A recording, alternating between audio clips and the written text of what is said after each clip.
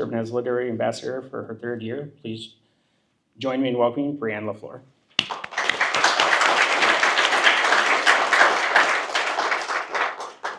Well, thank you. I appreciate you allowing me to be back again this year. I don't really know actually how much more to add than what was just added on that screen, because a lot of the same things that these kids put on the screen is kind of the same things I was actually going to speak about today, but it means much more and becomes much more impactful when a child is saying it versus somebody standing up here behind a microphone.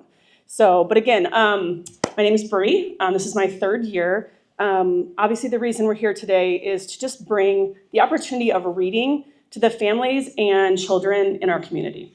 Obviously, one of the things that we do lack is just to have that opportunity, so we're here to hopefully turn that around. Reading isn't just about finishing a class assignment or a grade. Well, that's what my kids thought originally, that the reason I made them read or put them in a corner to read was because it was required.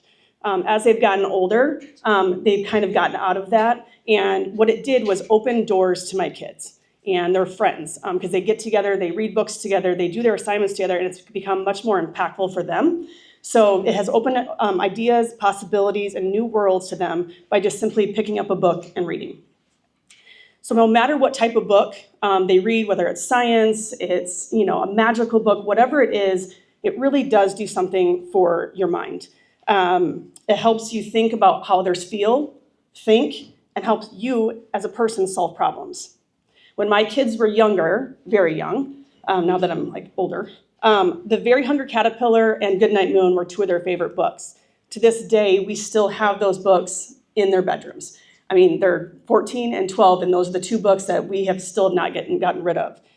As they've gotten older and enjoyed reading more, one of the series is their favorite is The Magic Treehouse.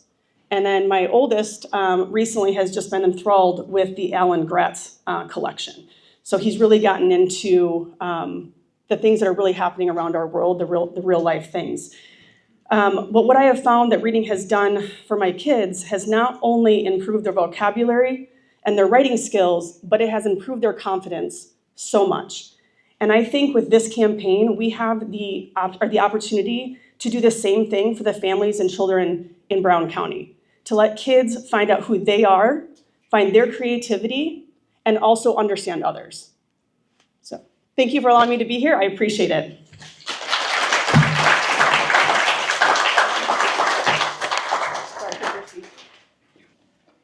To officially start the 2025 Give a Kid a Book program, we'll do the official ribbon cutting. I'll invite Bree to come up and help me with that.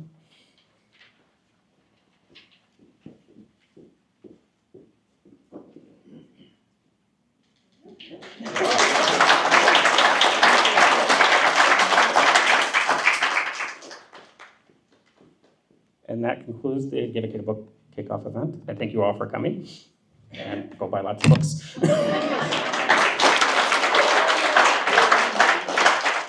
To be honest with you, it was kind of the same ones that my kids were in, when I was younger. But to be honest with you, I didn't grow up loving reading either until you actually had kids, and that's when I got into it a lot more. So I kind of just jumped in full-fledged with my kids when we were reading, and I don't know if I have a favorite one, to be honest with you. Yeah. Well, the great thing about it too is just because as you get older doesn't mean you can't be creative either. So it really does expand your mind. That's why I just absolutely love, making sure that my kids are pushed to read as much as possible. I wish they'd read a little bit more than they do right now, but what I can get out of them is what I can get out of them. Oh, well, I appreciate that. Yeah. That's the one thing I've seen in my kids is because, obviously what my husband does, he gets up there and stands up in front of a lot of people and public speaks. And I think reading will help build that confidence as they go through school and they have to do presentations and all of that kind of stuff, that they're going to have that confidence behind them to be able to do that.